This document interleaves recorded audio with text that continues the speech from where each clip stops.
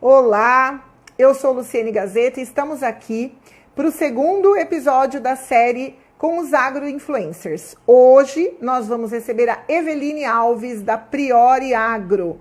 A Eveline é mestre e doutora em zootecnia e ela auxilia muito com relação ao esclarecimento de mitos do agronegócio e também dos alimentos. Vamos lá, a Eveline já entrou, estou adicionando-a.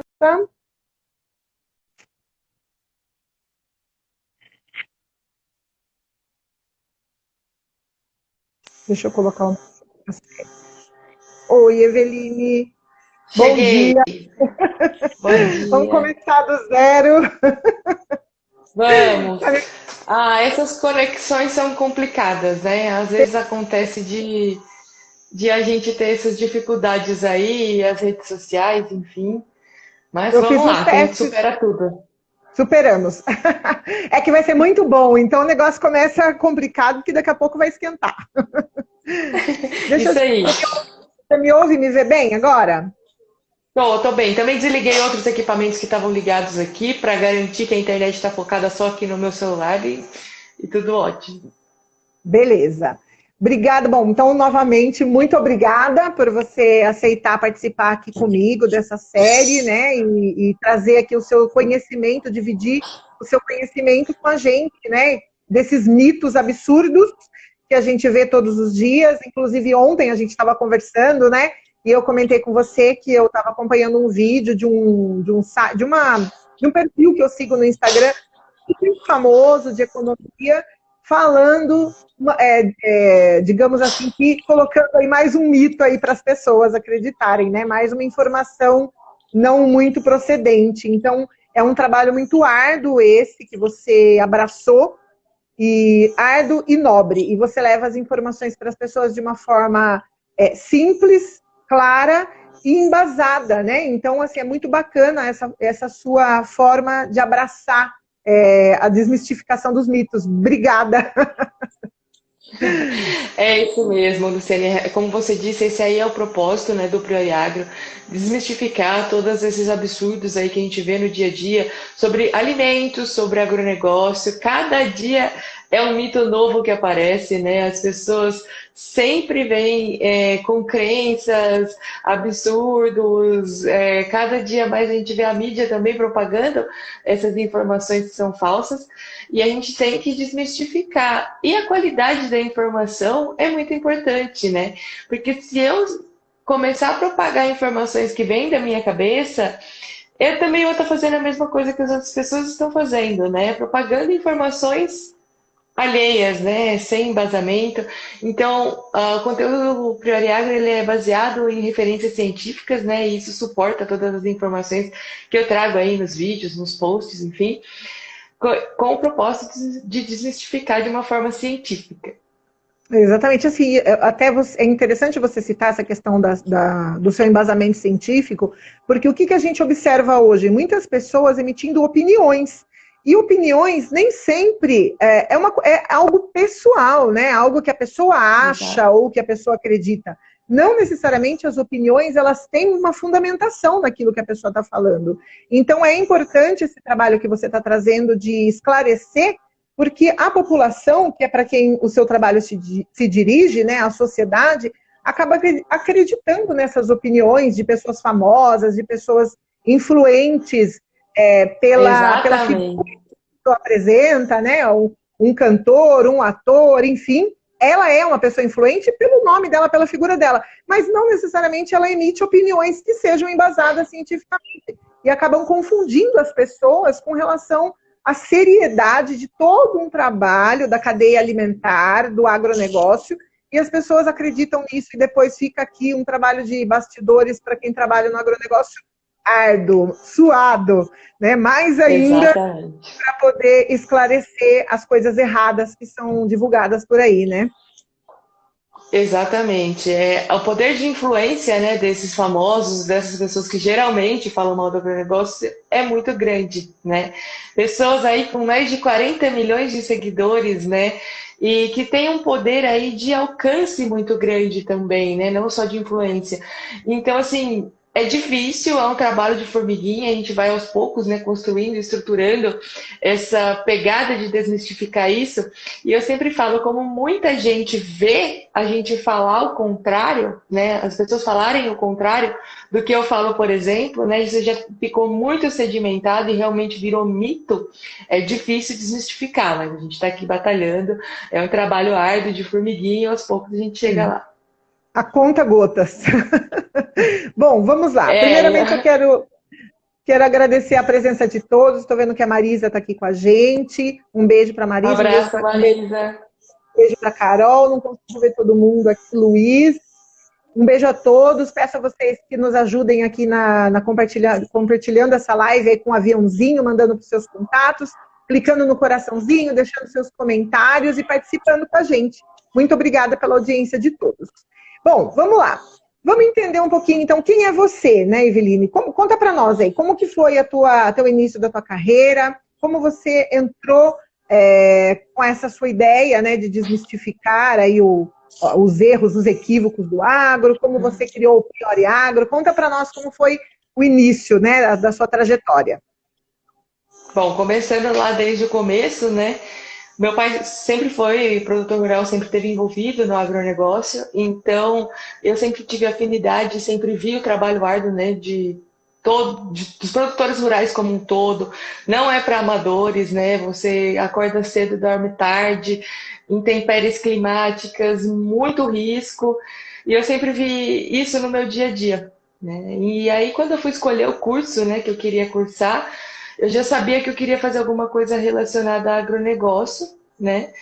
Na verdade, quando eu estava no primeiro colegial, eu cheguei a fazer inscrição para o curso de jornalismo, para o vestibular, que era vestibular seriado. Eu fiz a inscrição. Esses dias eu estava na casa da minha mãe e eu resgatei essa ficha aí, a minha cópia, e eu falei, nossa, é verdade, eu fiz inscrição para o curso de jornalismo quando eu estava no primeiro colegial, mas enfim.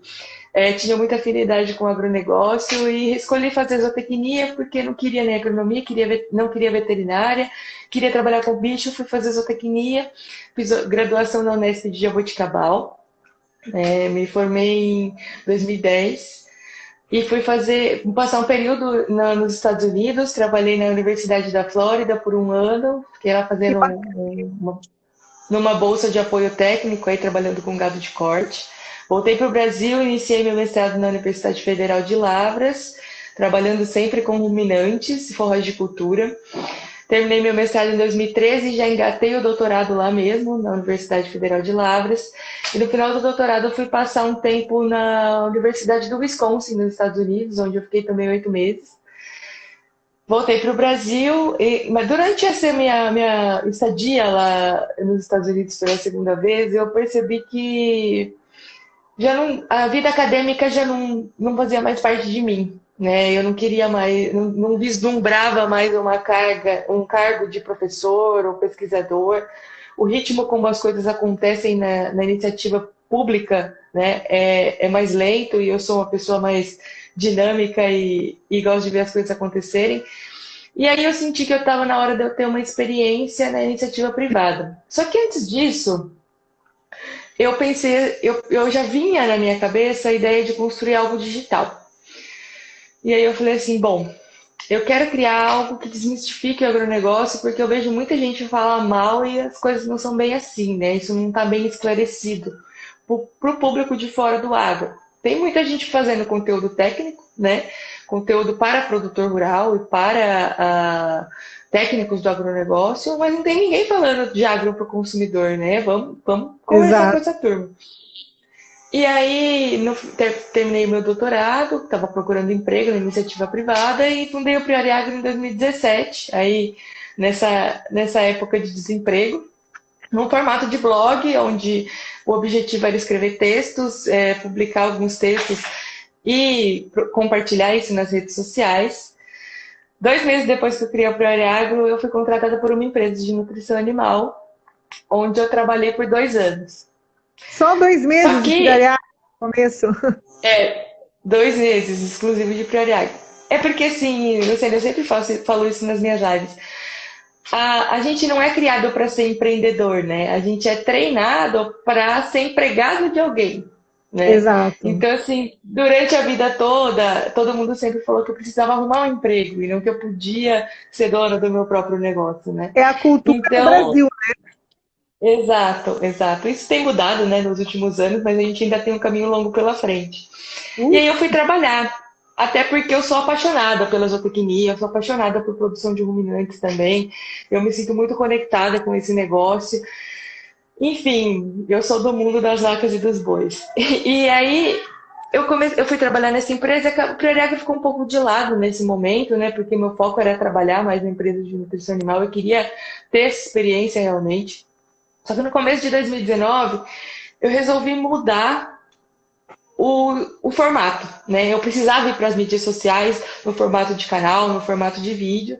Só que não é fácil, né? A gente botar a cara num vídeo e falar sobre assuntos polêmicos que todo mundo acredita ao contrário. Então, Exato. foi um momento aí de muita superação, muito amadurecimento, porque superar tudo isso, superar o que as pessoas vão pensar, né? A gente sempre fica pensando o que as pessoas vão pensar, enfim, o que eles vão achar. E superar tudo isso não é fácil. Até tem muita gente que tem bloqueio e vem conversar comigo falando, eu queria muito fazer, mas não consigo. Sim. A exposição é muito grande, enfim. E eu falo, não, vamos junto, eu te ajudo e tal. Realmente não é fácil. E aí, no começo de 2019, eu mudei para o formato de vídeo. E aí comecei a gravar os vídeos, e aí foi dando uma alavancada, e aí foi tomando mais forma, né? Hoje o Priori está com 15 mil seguidores, e eu sempre falo que eu acho muito engraçado que aos poucos, nessa caminhada aí de criadora de conteúdo, influenciadora digital, enfim, como o pessoal gosta de chamar, a gente descobre que isso não é sobre número de seguidores, né? Mas sobre como você influencia a vida das pessoas, né? Como você inspira pessoas, como você muda a vida das pessoas. E eu tenho muitos depoimentos bacanas sobre isso. Gente que não bebia leite voltou a beber leite, que parou de ter medo de comer várias coisas. Então, assim, é muito bacana ter essa interação e sair um pouquinho da minha história. Realmente. Só para terminar, eu me desliguei da empresa que eu trabalhava em fevereiro para me dedicar só ao Priori. E agora, junto com o Priori, eu estou voltando para o mercado por meio de consultorias, enfim. Mas o Priori continua 100%. Firme e forte. Inclusive, você completou 3 anos de Priori essa semana, né? Parabéns, eu vi a Exatamente. do Obrigada. bolo. 3 Contando o anos formato do blog e o formato dos vídeos, deu já 3 anos. A primeira post do Instagram foi em 10 de setembro de 2017. eu dei uma olhada no seu Insta, no seu. Você começou de uma forma mais ativa de um ano para cá, né, Eveline? Isso, exatamente. Antes era tudo mais focado no blog, né? E aí era tudo mais focado no site. Daí na mudança de formato, aí o Instagram ficou muito mais ativo, o LinkedIn. Legal. E essa questão dos vídeos, ela é bem engraçada, porque você começando o YouTube, por exemplo, não tem outro caminho, tem que ser vídeo, né? Não tem outro caminho. Ainda na rede social, Sim. Facebook, Instagram, a gente consegue fazer de outras formas. Agora, no YouTube, não tem jeito. E até a Marisa está Não aqui tem conosco, nos como. acompanhando. Esses dias nós estávamos conversando, e os próprios jornalistas têm dificuldade de conseguir se posicionar em frente a uma câmera, e até mesmo com uma propriedade passar a informação, porque não é fácil para quem não é, né, da área de imagem, né, de falar, tem realmente as Sim, travas. Então, não é, tá vendo? É até sim. legal para o pessoal ver isso, né, que quem domina a técnica hoje, que né, no seu caso, também passou pelas dificuldades, né, serve como incentivo aí para quem está Nossa, pensando, muita! serve de incentivo. É porque assim, eu não tenho nenhuma, nunca tive nenhuma afinidade com produção de audiovisual, né? Nunca trabalhei com isso, né? E aí também teve todo esse preparo, né? Porque assim, hoje não tá tão difícil, você tem um editor de vídeo no celular e tal, e aos poucos você vai evoluindo para um editor no computador, um software e tal. Mas a gente assiste muito vídeo de YouTube para aprender como falar na câmera, o que fazer, como preparar conteúdo, enfim. Não é só o vídeo também em si, né? A fase de preparação do conteúdo também toma muito tempo. O meu Sim, sim. conteúdo, que é um conteúdo denso e conteúdo científico, nossa, eu demoro muito tempo para preparar um conteúdo. Eu falo que ter feito mestrado e doutorado me ajudou muito nisso. Porque ler um artigo científico, para mim, é muito rápido, né? Eu já conheço as partes do artigo científico que são mais importantes, eu consigo fazer uma leitura express para selecionar os artigos que eu quero usar, e aí eu leio mais aplicado aqueles que eu selecionei para extrair o que eu preciso, né? E no mestrado e no doutorado eu fui treinada a fazer isso, né? A dar aula. Então eu extraio uma informação complexa de um artigo científico e traduzo ela de uma forma entendível, né, para leigos, que é o que a gente faz nas aulas de graduação. Pega uma informação e transforma ela numa aula. É basicamente isso. Sem querer, eu fui treinada para isso por 6 anos, né? E aí juntou com a sua já facilidade de comunicação, deu tudo certo. Sim, sim. Eveline, e assim, você comentou, né, a respeito de observar que você ter um trabalho na rede social como uma influenciadora não é tanto direcionado ao número de seguidores, mas sim a realmente a influência que você exerce sobre a vida das pessoas, né? Quando que você teve esse start, assim? Quando que isso começou? Foi logo no início? Foi mais agora? Quando você começou a perceber que o conteúdo que você estava compartilhando estava fazendo de você uma influenciadora? Pois é que assim, a gente vai entendendo assim, tudo no marketing digital é novo, relativamente novo, né? E as redes sociais elas mudam muito rápido, né? Que nem o Instagram começou com posts, aí veio o IGTV, agora tem o tal do Reels, que é para competir um pouco com o TikTok, enfim.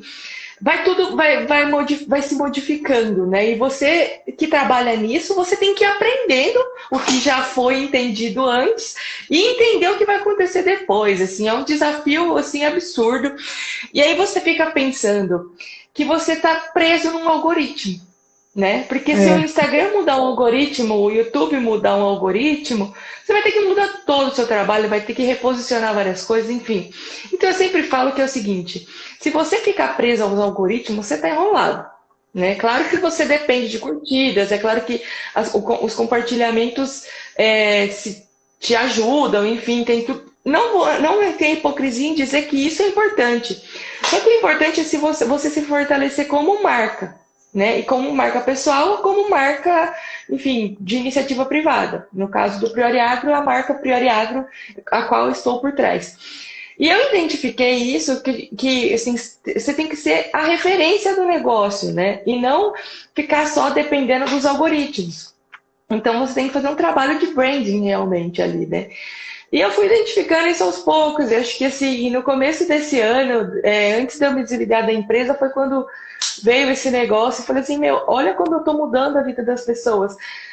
Muitos depoimentos, sabe? As pessoas mandam depoimentos assim, nossa, você realmente me inspirou. Nossa, tem um depoimento que eu jamais vou esquecer. Eu estava tão perdida durante a minha graduação, eu não sabia o que fazer. Eu vi um vídeo seu e decidi que eu queria trabalhar com aquele tema na hora que eu vi o vídeo. Né? Tipo, e é uma aluna de nutrição, entendeu? Uma aluna não é de agrárias, entendeu? Então, assim, poxa, assim, ter esse feedback é o que mais recompensa, entendeu? Então, assim, você tem que sair da noia, né? De, eu preciso de seguidores, eu preciso de curtidas, eu quero ter mais seguidores? Claro que eu quero. É o business do marketing digital. E não que isso não seja importante. Mas se você se apegar só nisso, você tá enrolado, entendeu? Então você tem que se apegar no como você está mudando a vida das pessoas, porque é isso que vai te impulsionar sempre a fazer mais e sempre querer ser mais, né? O bem que você faz para os outros, né? Eu amadureci nesse sentido com essa visão e acho que sim. Você tem poucos seguidores, tem 15 mil seguidores, isso é pouco, é muito? Depende, né? Hoje várias matérias mostram que micro-influenciadores têm mais, que são os que têm até 10 mil seguidores, têm mais poder de influenciar, porque ele realmente está cara a cara com aquele seguidor, né? Ele realmente está ali conversando com ele, só realmente quem se identifica com aquilo, né? E não é um influenciador de massa que fala assuntos diversos, enfim. que não tem várias diferenças. Exatamente, né? Então, assim, é claro que a gente, como marketing digital, e quer aumentar seguidores, quer. Mas isso não é o único indicador que mostra que seu trabalho está sendo bem feito, entendeu? Exatamente, exatamente. Nossa, perfeita essas suas colocações. Olha, nós temos aqui alguns comentários só vou colocar aqui, é da Marisa. Ela falou uma coisa bem bacana que nós, como nosso trabalho como jornalistas, né, no caso ela também é jornalista, entrevistar as pessoas e colocar os entrevistados na linha de frente, né, e não nós na linha de frente, né, quem não é do audiovisual. Então, é uma mudança de paradigma total a mídia social agora, esse trabalho de trazer as informações de frente para a tela, realmente, Marisa. E ela completou que, como assessores de imprensa, nosso lugar sempre foi os bastidores. Exatamente, sempre pensei dessa forma também. E estou reconstruindo meu paradigma, concordo plenamente. Nosso cliente é quem deveria aparecer. De repente, temos que sair lá do fundão e ficar em primeiro plano. Oi, é muito confuso. Concordo plenamente, Marisa. Quando eu tomei essa decisão de trazer algumas pessoas que eu admiro para conversar e partilhar as experiências e as vivências e tudo mais, eu tive uma baita de uma trava. Esses dias eu estava vendo um vídeo meu do começo, meu primeiro vídeo que eu gravei no comecinho da pandemia. Normal. Horror. Parecia... O primeiro vídeo é horrível. O primeiro vídeo é horripilante. Mas é assim, eu sempre falo que é assim, o primeiro vídeo é horrível, nossa, você não tem nem coragem de postar, né? Tipo, você fala assim, putz, não tem condição de postar isso, tá muito ruim. Só que se você nunca postar o primeiro, você não vai evoluir, né? Não vai evoluir. Então, postar o primeiro você rompe todos os paradigmas, né? Da sua cabeça, você desbloqueia várias coisas e fala, agora eu vou melhorar no segundo. O primeiro foi ruim para burro, vou melhorar no segundo. E deixa o primeiro lá, para você ir monitorando essa evolução, né? Enfim, tem que ter coragem. Eu tava assim, ó. Parece... Hoje, bom dia, eu não conseguia nem articular direito. De medo. Eu parecia uma débil mental, toda dura, assim, ó, falando e tal, não sei o quê. Enfim, você vai se soltando. E acho que, complementando o que a Marisa falou aí, que eu achei muito bacana o que ela falou, porque é o seguinte, eu tava do lado de falar e propagar conteúdo. Daí começaram as lives, né, com as entrevistas. E, cara, fazer entrevista não é fácil, não, né? Não. Vocês que são jornalistas e entrevistadores... Poxa, é difícil pra caramba. Eu me senti confortável porque, assim, o conteúdo não vinha de mim. Então, a outra pessoa tinha o conteúdo, eu não precisava propagar um certo conteúdo. Mas, você gerenciar um tempo, você gerenciar quais perguntas são interessantes, você gerenciar e conseguir complementar o que a pessoa fala... Puta desafio, né? E assim, nas lives eu percebi muito isso, né? Porque... Caramba, ser entrevistador também não é fácil. Não é fácil. O dinamismo, né? Eu tô de olho no tempo aqui. A gente já foi um terço do nosso tempo já foi. Ia dar uma angústia, porque a gente quer conversar tanta coisa legal, tanta coisa bacana, uma baita de uma pauta. E aí a gente vai tendo uma palpitação, né? Porque o tempo vai correndo. Até a Carol Scatena, ela comentou aqui que ela lembra do meu primeiro vídeo. Eu lembro que ela me mandou umas dicas falando, Lu, fica mais espontânea, seja mais você, porque ela me conhece há muito tempo. Ela sabe que ela bateu ali no vídeo, ela falou, nossa, você tá travada. Seja mais você espontânea. Eu falei, Carol, eu postei e saí correndo. Porque o primeiro vídeo, até eu postar, foram assim, uns 15 vídeos que eu deletei. Falei, então esse eu postei e saí correndo. Semana que vem gravo outro. E com o tempo vai ser. É isso mesmo. É muito assim, né? E aí você acha que a edição ficou ruim, que você falou errado, que tinha erro, enfim, e se joga, posta e vaza, exatamente. Nunca assisto de novo os vídeos que eu posto. Peço para outras pessoas assistirem, mas eu nunca assisto de novo. Porque assim, a gente, nós também, eu acredito que a gente tem esse perfil, né? Principalmente, quanto mais você estuda e você vai se aperfeiçoando no seu profissional, você quer transmitir isso para o fato, né? No concreto, no dia a dia. Então, a gente se torna perfeccionista. E nós não somos profissionais de áudio e vídeo. Não adianta a gente querer fazer uma coisa super complexa, totalmente perfeita. Você vai ter que ter toda uma equipe por trás para você conseguir fazer isso de uma forma perfeita, como se você fosse um canal, né? E isso realmente é uma caminhada. Até os próprios canais, se você pegar os vídeos dos canais no começo e agora... baita evolução que os canais né? Então, o perfeccionismo também trava muito a gente, né? Eu vou ajudar você, Marisa. Exato. A gente tem com ela sobre isso. Nós vamos fazer uma campanha para a Marisa. Nós vamos dar uma força para ela, fazer um grupo de apoio. Vamos. Ô, Luciene, ó, eu acho que assim, um negócio super importante, né? Que eu sempre falo no final das minhas palestras. Feito é melhor que perfeito. Eu também sou uma Ótimo, perfeccionista em recuperação. Porque a gente quer. Quero ser perfeita em todas as áreas da minha vida. Imagina o cansaço que isso provoca, né? E impossível, né? Não dá para ser perfeita em nenhuma delas. Então, assim, é uma recuperação diária. A gente tem que ir se recuperando disso, se treinando. Falar, vai assim mesmo, eu vou errar, né? A gente às vezes fica se policiando que não pode errar, tem que tudo ser realmente perfeito, enfim. E aí a gente tem que romper esses bloqueios e desenvolvendo, senão a gente não vai caminhar. exatamente, concordo plenamente. Na minha opinião, acho que o perfeito mesmo é na edição, né? A gente tem que gravar e corta aqui, corta lá e manda para edição e faz isso, faz Ah, aquilo. sim. Aí sai um negócio legal, mas não é a live. A live é diferente, é outra pegada, né? Outra pegada. Completamente. Uma curiosidade que eu tenho, Eveline, por que você escolheu o nome Priori? Da onde veio essa sua inspiração? Porque era a prioridade de esclarecer sobre o agronegócio e os alimentos. Esse é o slogan do Priori. Que legal. Priori de prioridade. Exato. Perfeito, amei, amei. Eu vi um story seu explicando esses dias, vamos ver, não sei se você conseguiria trazer isso para a gente, né, dentro do teu contexto do Priori, né? Eu vi um story seu esses dias explicando, né, contando assim como que você ganha dinheiro, né, como que você monetiza o seu trabalho através do Priori. Isso é legal. Então, eu queria ver com você assim, quais são as atividades, como você hoje monetiza o seu trabalho, né, como influenciadora, desmistificando aí os mitos do agronegócio, se você puder citar e compartilhar com a gente. Claro. É uma pergunta que várias pessoas me fazem, né? Como é que se ganha dinheiro, né, aí no digital?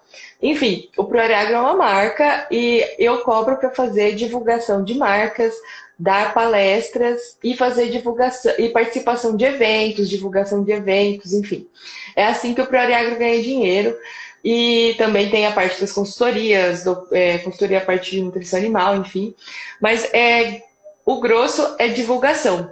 Enfim, é, eu tenho o Media Kit, né? Obviamente, quando alguma pessoa me contata para fazer uma divulgação, enfim, de um evento ou de alguma coisa, eu envio o Media Kit, onde lá tem os preços de cada serviço e se a gente pode montar um combo, enfim, fazer uma negociação. Mas basicamente é isso, né? A divulgação de marcas. Se você quiser associar a sua marca à credibilidade do ProAgro, eu já fazendo como propaganda aqui. Se você quiser associar a sua marca à credibilidade do ProAgro, considero que o ProAgro é uma marca de grande credibilidade que pode levar informação tanto para dentro do agro, né? Porque tem várias pessoas do agro que também me seguem, quanto para fora do agro. Está muito bem-vindo, entre em contato comigo para eu te mandar um Media Kit, você entender um pouco mais sobre o Priori. Adorei, muito bom. Então já fez até a propaganda, perfeito. Isso É é bem, claro. bem interessante, porque eu já assisti várias lives de influenciadores falando sobre o trabalho dos influenciadores e tudo mais, e eu percebi que fica aí essa pairando no ar, assim, esse questionamento. Como que esse pessoal ganha dinheiro? Como que paga os boletos, né? Porque os boletos chegam, não adianta. E aí, paga os boletos como? Opa! É legal trazer essa informação para que as pessoas compreendam quais são as vertentes que o Sim. trabalho do influenciador pode agregar, né? E você tem um objetivo de esclarecer os mitos e também pagar os boletos. Dois em um. Sem dúvida. É porque assim, ninguém trabalha de graça, né? Acho que assim, ainda tem um pouco, as pessoas ainda têm um pouco de dificuldade de entender a profissão influencer digital, criador de conteúdo, whatever. E elas têm dificuldade de entender que isso tem que ser remunerado, é um trabalho, né? E aí você está associando a sua marca, associando as marcas, enfim, levando o valor, associando o valor entre as marcas, enfim. E tudo isso tem preço, né? Porque ninguém trabalha de graça. E o ruim de ser business é porque tem muita gente que não tem como prioridade ganhar dinheiro com isso e não transforma isso num negócio. Então faça sempre de graça. Então aí fica fácil, né, das É empresas complicado. utilizarem esse tipo de influenciador. E aí essas pessoas acabam com o mercado, né? Concorda? Então, enfim. Todo tem, incrível. Até o dos influencers. Galera, vamos cobrar alguma coisinha aí, vamos valorizar, né, o trabalho. Isso também pode Exatamente. gerar dinheiro. E falando dos mitos, Eveline, eu queria assim ver com você, o que você considera um mito alimentar e um mito do agronegócio? Vamos começar por aí, queria Nossa, entender. boa pergunta. É assim, hoje um mito relacionado ao alimento, por exemplo, leite faz mal à saúde. Leite é só para bezerro, né? Mito relacionado ao agronegócio. Todos os alimentos estão intoxicados com agrotóxico. Ou o uso de transgênicos faz mal para a saúde. Não sei, eu tenho, talvez separe assim, relacionado, aí mistura um pouco, né? Relacionado ao agronegócio, mas que está relacionado ao alimento também. O uso de hormônio na produção de frango, que tem a ver com a produção, mas que o pessoal acha que tem hormônio no frango, enfim. Às vezes fica meio confuso de distinguir. Mas acho que a gente pode pensar nessa linha, né? O mito do alimento em si, que não tem a ver com a produção, e o mito sobre a produção, né? Enfim. A gente pode traduzir um mito como uma fake news, né? De forma bem simples. Sim! Sim, são as fake news que reforçam cada vez mais, né? Esses mitos, né? E isso vai crescendo e se enraizando cada vez mais. Esse é um grande problema. Como que você acredita que se originam os mitos? Da onde vêm esses mitos? Quem que começa essa historinha aí? Como que você acha que começa isso? Nossa, para cada mito acho que tem uma história diferente. E aí tem alguns que são muito antigos, né? O maior mito de todos, na minha opinião, é o hormônio na produção de frango. Esse, para mim, é o top number one. Eu ia te perguntar, porque eu acho que isso, que frango tem hormônio, que a gente não pode comer muito frango, porque nós, meninas, a gente vai ficar muito grande, né, e etc. É desesperador, né, ouvir isso, gente. Olha, é bizarro. Mas de onde veio isso, né?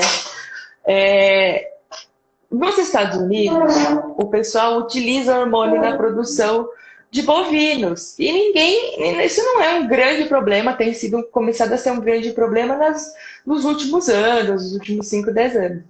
Só que o frango, esse negócio do hormônio na produção de frango, ele já tem, tipo assim, mais de 15, 20 anos, esse mito, né? E o que aconteceu na realidade, né? O melhoramento do frango, ele aconteceu de uma forma que proporcionou maior eficiência na criação desses animais. E agora eles podem ser abatidos no peso de 2,6 kg com 42 dias, né? Só que as pessoas antes criavam os frangos nos quintais. E demorava 1 ano para o frango ficar gordo, né? Porque o cara só dava milho uma vez no dia, o frango passava calor, passava vários estresses, cachorro correndo atrás dele, enfim, gente, era um outro tipo de produção, né?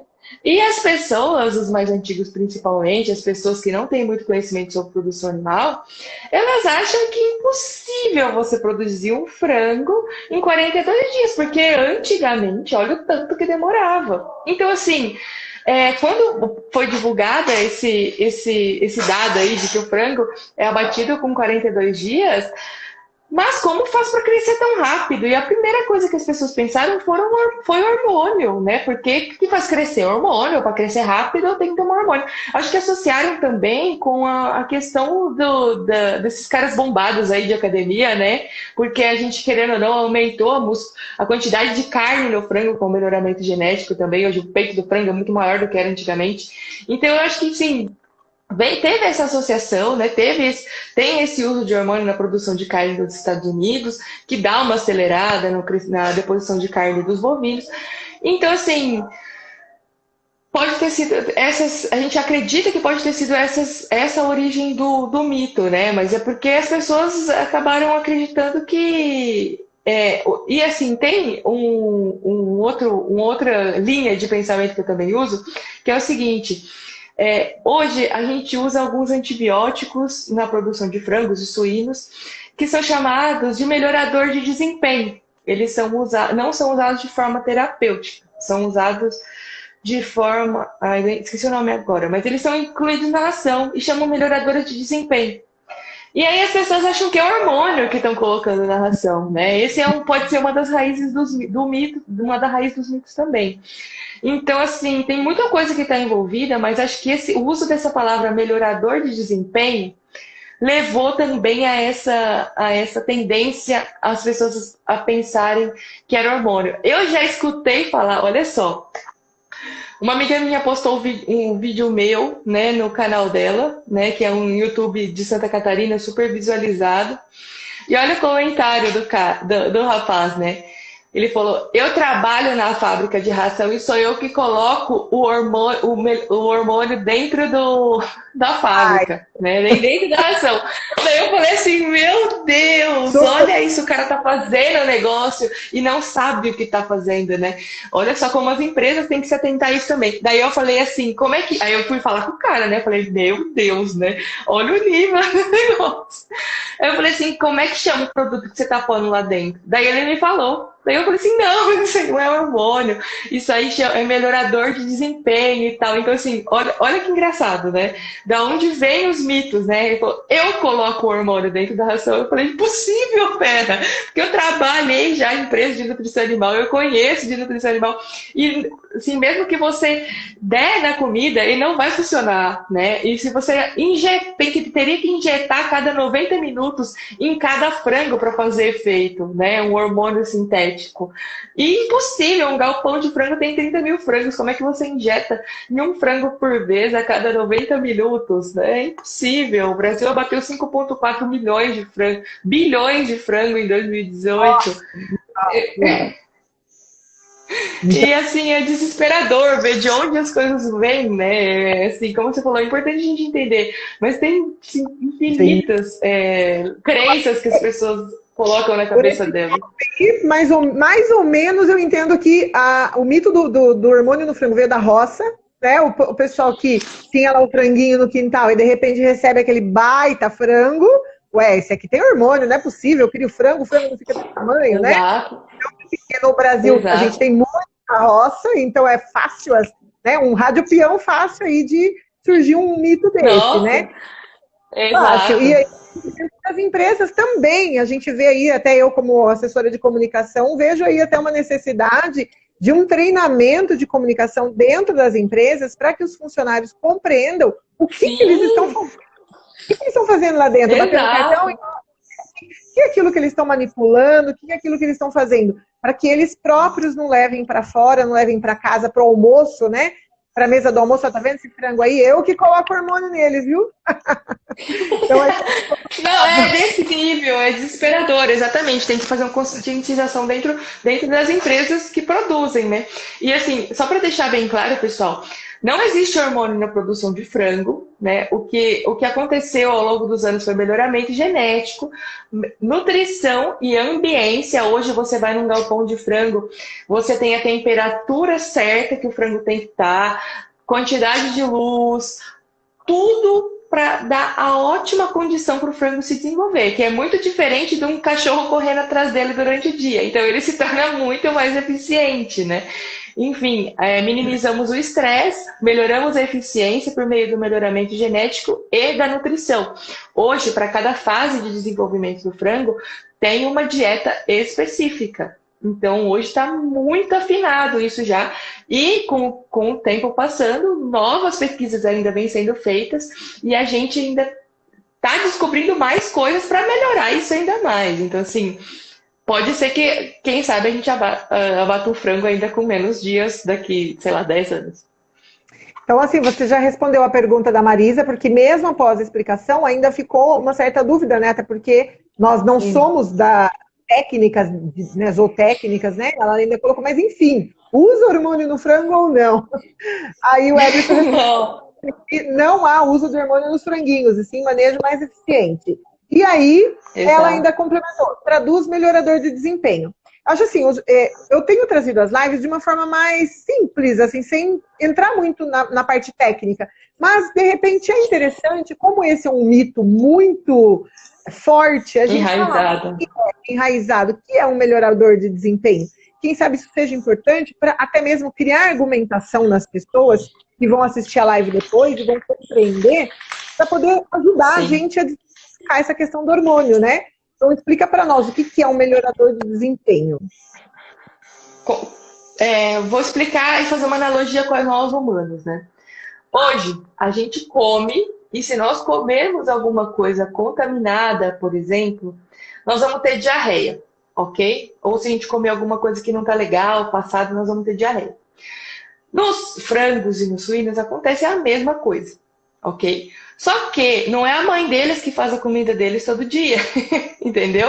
Ele não vai no restaurante todo dia, enfim, ele come milho, come soja e pode, às vezes, acontecer dessa ração ter algum contaminante, alguma bactéria indesejável, ok? Quando essa bactéria chega no intestino, vai provocar diarreia. Então, o antibiótico melhorador de desempenho, o melhorador de desempenho, ele é utilizado de forma preventiva na ração, para prevenir que isso aconteça. E quando o frango não está com diarreia, o suíno está normal, prevenindo diarreia, ele tem um desempenho melhor, ok? Então, por isso que chama melhorador de desempenho. E não tem nada a ver com hormônio. É só uma forma preventiva de patógenos intestinais, entendeu? Perfeito. Deu para entender para leigos? Sim, ficou bom para leigos? Ficou tranquilo para leigos. Vamos ver aqui, parece que alguém falou. Leandro, temos no Brasil o Plano Nacional de Controle de Resíduos e Contaminantes, PNCR/MAPA, que já coletou milhares de análises no país para pesquisa de resíduos de hormônios em carne de aves. Nenhum positivo. Ó, valeu, hein, Leandro? Muito legal. Olha que bacana, porque assim, o mito é tão enraizado que mesmo não usando hormônio, os caras têm que fazer uma análise para provar que não tem, né? Porque o mito é tão enraizado, porque nunca se usou hormônio, gente, pelo amor de Deus. Então, assim, olha, outro ponto ainda...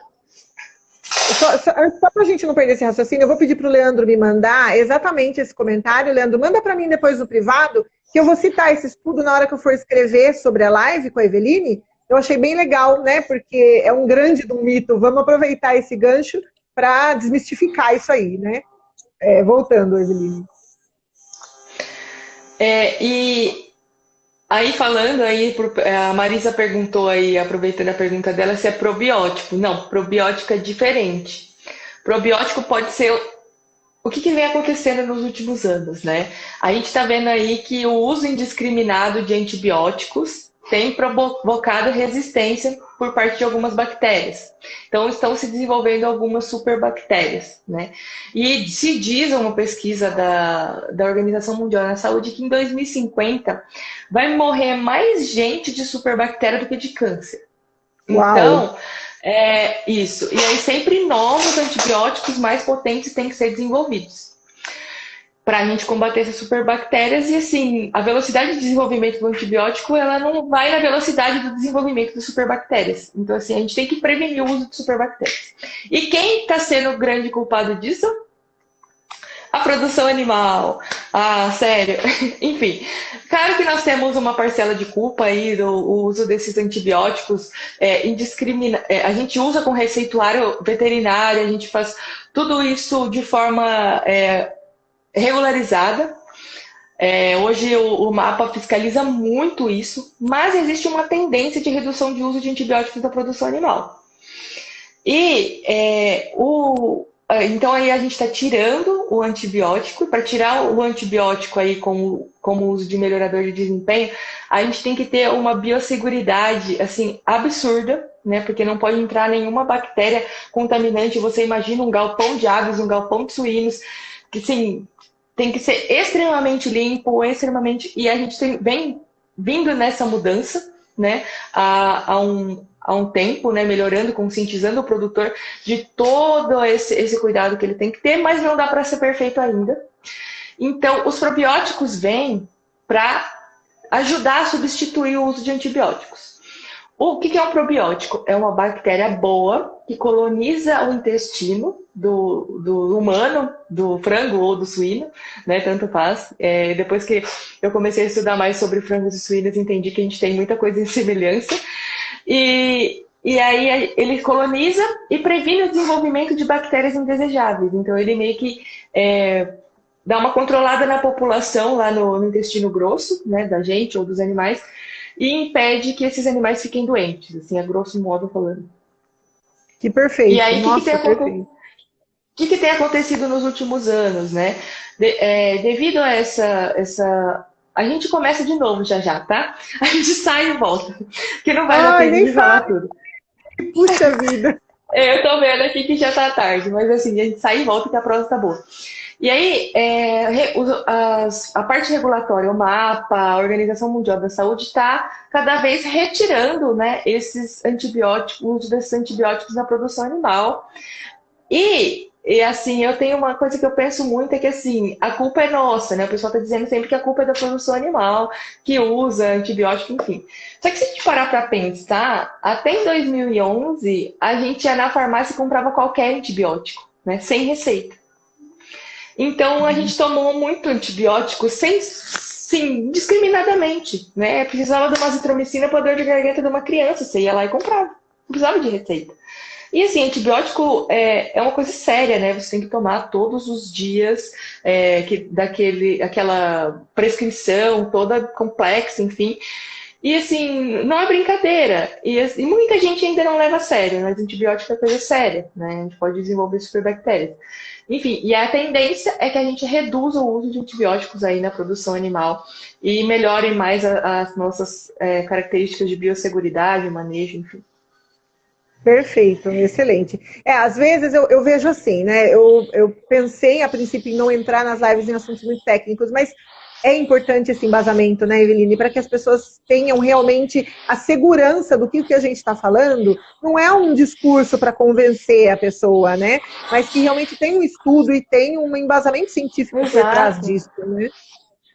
E a pessoa tem que entender o tá... que acontece para ela conseguir visualizar aquilo, né? Porque senão ela não consegue, ela vai continuar super leiga no assunto do mesmo jeito, entendeu? Então a gente tem que dar uma noção para ela do que acontece realmente, da fisiologia, do que acontece, para ela entender, né, as polêmicas, enfim.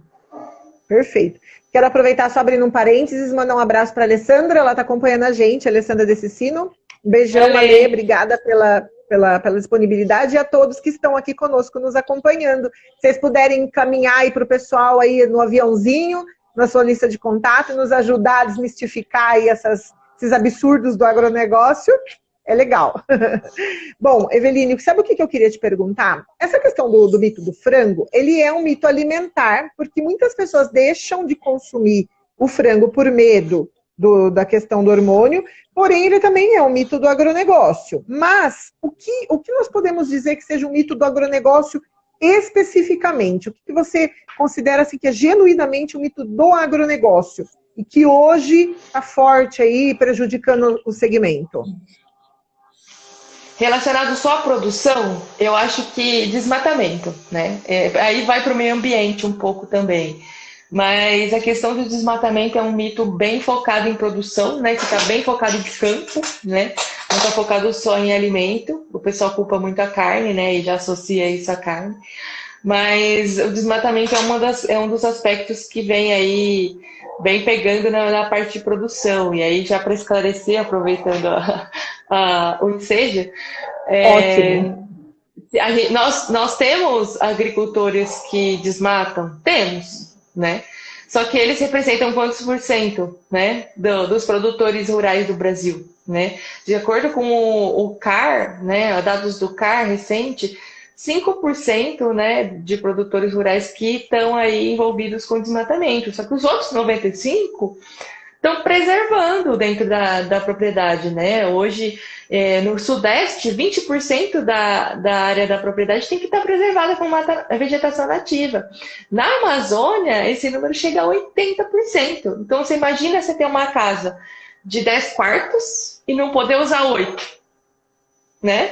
Então, assim, ninguém para pensar nisso, né? O quanto o produtor está preservando dentro da propriedade rural. E aí tem vários dados da Embrapa Territorial, do Evaristo Miranda, que realmente esclarecem sobre isso e que mostram isso, mas tem muita coisa envolvida, né? Muito marketing envolvido, até em produtos de...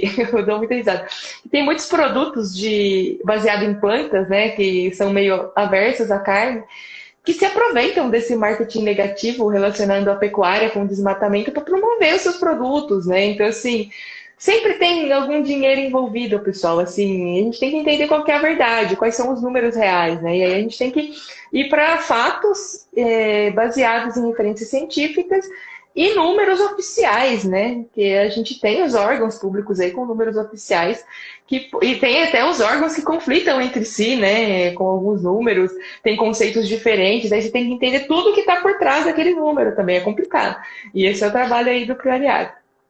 Exatamente, de ajudar a desmistificar. Só esclarecendo, o CAR é o Cadastro Ambiental Rural, né? De repente, se tiver alguém nos acompanhando que não tenha esse conhecimento mais específico do agronegócio, que é um dos órgãos, né, que fiscalizam e que orientam os produtores rurais nesse sentido, dentro das suas propriedades. E é interessante você citar esse percentual dos 5% visto aos 95%, fazer essa analogia com os 8 quartos, né, e os 10 quartos dentro de casa, para que as pessoas compreendam que toda profissão, em todos os segmentos de atuação, existem os bons profissionais e os maus profissionais. Né? São os jornalistas, bons jornalistas ruins, advogados, bons advogados ruins, médicos, bons médicos ruins. Em todos os segmentos nós temos isso. E nós também temos isso na pecuária. É uma coisa natural. É natural. Sim. Porém, dentro de um cadastro de 100%, nós temos 95% bons produtores rurais que trabalham dentro da regra, porque fazem um trabalho com seriedade e que estão realmente dispostos a contribuir com a sociedade. E aí os 5% que fazem vai lá e a mídia, né, de certa forma, né, as pessoas e tudo mais, por interesses, né, acaba colocando isso daí num holofote gigante, e os outros 95% estão lá, suando a camisa, sol a sol, dia a dia, né, de uma forma super séria, entra no pacote, né? Isso é muito triste, né? Eu sempre digo que é o seguinte nas minhas lives: o agronegócio não é perfeito, né? Assim como todos os outros setores da economia. Não dá para ser perfeito. A gente estava falando de perfeccionismo um pouco antes, né? Não dá para ser perfeito. Só que tem muita verdade aqui dentro que está sendo maldita, né? Que não está sendo propagada da forma que realmente é. E esse é o objetivo do Prioriagro, né? Levar a verdade sobre o agronegócio. Igual eu falei aqui, a gente tem uma parcela de culpa no uso de antibióticos, no desenvolvimento de resistência, nós temos. Só que se você for numa UTI, hoje de hospital, muitas vezes não tem vazio sanitário, não dá para ter vazio sanitário. Como é que você faz vazio sanitário numa UTI de hospital que está sempre cheia? Só que a gente tem que deixar os galpões de frango 20 dias parados, sem alojar frango, para a gente combater as bactérias. Enfim, e às vezes, é claro, obviamente não dá para deixar uma UTI parada, estou fazendo uma comparação grotesca aqui, mas desinfetante em UTI tem gente que não usa direito, então assim, até onde nós humanos também não estamos certos, né? Até onde o setor médico erra fazendo receita de antibiótico sem precisar, até onde o farmacêutico não dá um antibiótico para um amigo que está precisando. Exatamente. É essa questão do profissionalismo, né? Algumas pessoas têm os bons profissionais, têm os maus profissionais, tem os profissionais que são bons, mas que têm que trabalhar na agonia ali do momento para poder servir, né? Principalmente na área da saúde, para poder servir o próximo e não necessariamente estar fazendo da forma mais correta, mais perfeita possível. Então, sempre tem essas falhas. Só que o que é importante as pessoas saberem, não se informar pela falha, só pela falha, e sim pelo acerto também, né? Tem que ter as referências corretas da informação, né, Eveline? Muito bem colocado, é isso mesmo. Entrando nessa linha, pegando esse gancho da questão de ter a informação correta, né? Uma das questões que eu separei aqui seria: qual seria a sua orientação para que as pessoas não acreditem em mitos, assim, de cara, que elas tenham uma forma de desmistificar, seja sobre o alimento ou sobre o agronegócio? Então, a gente hoje tem uma propaganda sobre fake news na TV, né? Eu acho maravilhosa aquela propaganda, né? Fala, cheque a fonte. Só que é o seguinte, como você disse, como saber qual fonte é confiável, né? Então, assim, tenha sempre referências, pessoas que usam referências científicas, que realmente conhecem do que estão falando, porque muitas vezes eu vejo assim, notícias sobre a pecuária vai destruir o mundo na revista Casa e Jardim. Qual que é a propriedade daquela revista em falar sobre aquilo? Ok, o jornalista que está escrevendo pode ser um jornalista bom, enfim, o conteúdo possa ser confiável. Mas sério que você vai confiar numa notícia que está numa revista que não tem nada a ver com o negócio? Então, assim, por que aquela notícia está fazendo lá? Né? Ela está querendo te persuadir de alguma forma? Não sei. Enfim, eu sempre procuro canais especializados. Quando eu fui fazer um vídeo sobre a pandemia, né? A carne ser responsável, o consumo de carne ser responsável pela pandemia. Onde eu fui procurar? Fui procurar na Organização Mundial da Saúde, fui procurar no jornal The Lancet, que é um jornal super renomado em medicina e que tem várias referências, que é científico. Eu sempre procuro fontes que têm ciência envolvida. Só que aqui no Brasil não é fácil de achar, né? E é por isso que eu criei a Priori Agro, porque ele é uma fonte segura aí com referências científicas. Olha, até foi interessante você comentar sobre isso, porque muitas vezes o profissional ele é bom, mas é aquela questão da opinião que nós conversamos no comecinho da live. Isso, exatamente. A própria opinião. E a sua própria opinião não necessariamente reflete a realidade, a verdade. E aí ela vai lá e ela grava um baita de um vídeo e muitas pessoas têm uma argumentação, têm uma retórica, né? Uma construção de argumentos muito boas e convencem. E convencem do quê? Da opinião dela, e não da realidade, né? Até esses dias eu lembrei... Muitas vezes baseada em fake news, né? Muitas vezes baseada em fake news. Ontem eu estava acompanhando o grupo lá de comunicação no agro, e a nossa colega Vera citou no grupo para nós lá sobre um episódio que ela viu num veículo internacional, se não me engano, americano, norte-americano, que um colega jornalista escreveu, né, ela leu lá na matéria, no texto, e estava citando que em São Paulo, a região de Pinheiros ficava dentro de uma floresta, ou tinha uma floresta em Pinheiros. E que aí ela foi atrás da pessoa para esclarecer a respeito disso, que não tem floresta em Pinheiros, em São Paulo. E eu achei isso muito interessante, eu ia até chamar ela para conversar com ela, porque não deixa de ser um certo mito na mente dessa pessoa que escreveu isso. E acabou não dando tempo. A pessoa vê Pines, né, no mapa lá em inglês e acha que aquilo é uma floresta de pinheiro. A floresta foi a dedução que eu tive também. Acho que ele entendeu. Pinheiros é porque era uma floresta de pinheiros, e aí ele deduziu. Só pode ser isso. Eu ia chamá-la para conversar e entender melhor, mas acabou não dando tempo, porque eu vi ontem isso e foi muito corrido. Mas eu achei isso muito interessante, porque a pessoa ela emite a opinião dela com base no que ela entendeu sobre o assunto, e aquilo influencia outras pessoas a acreditar no que é errado, né? Então isso é muito complicado. A gente, na era da informação que nós estamos vivendo hoje, a gente tem que estar com a nossa luzinha da desconfiança, né, do alerta amarelo sempre aceso. Se a pessoa está falando algo bom, você tem que desconfiar. Se a pessoa está falando algo ruim, você tem que desconfiar mais ainda. E ir atrás e checar, né, porque realmente está um momento assim, bem delicado, né, para a gente conseguir ter embasamento e confiar nas informações, né? Quando envolve política, pior ainda. Não, política é mais triste ainda. Ó, falta pouca coisa aqui para a gente completar da nossa pauta, mas como a gente está indo para os 58 minutos agora, falta só 1 minuto para o Instagram derrubar a gente, eu acho que eu já vou salvar essa live, vou pedir para quem está nos acompanhando encaminhar para todo mundo, convidar para entrar na segunda parte da live para nós encerrarmos. Só que vai demorar uns minutinhos, porque até eu publicar a live e voltar, demora aí mais ou menos 1 minutinho, 2 no máximo. Então, pessoal, ter paciência e voltar e espera. Por favor. Mas antes de encerrar... Vai colocando o almoço no prato e volta aí. Volta e almoça com a gente hoje, tá bom? Então, eu já vou encerrar essa daqui para partir para o vídeo 2, tá? Então, até daqui 1 minuto. Até já. Pera só 1 minutinho. Antes de encerrar, sorri para a gente fazer uma foto para o encerramento do vídeo. Peraí. Cadê? Vamos lá. Agora sim, encerrando. Conto com vocês, hein, pessoal? Olá, estamos de volta para o vídeo 2 com a Eveline Alves, do Priori Agro.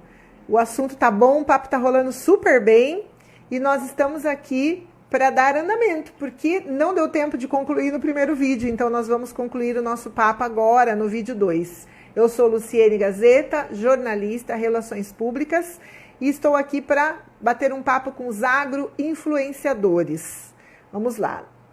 Nessa segundo episódio da série dos agroinfluenciadores, nós estamos conversando com a Eveline e desvendando os mitos do agronegócio.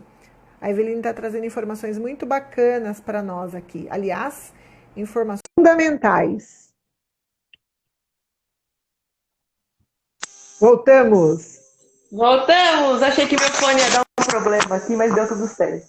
A minha imagem está um pouco escura. Eu não sei o que é, mas acho que é o meu telefone mesmo. Mas eu tenho uma luz aqui na minha frente.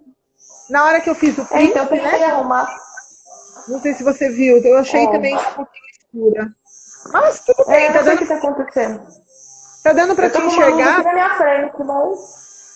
Eu tô também. Eu tô com a luz aqui na minha frente, tô de frente com a janela do escritório aqui para não ter perigo, mas não dá para entender às vezes.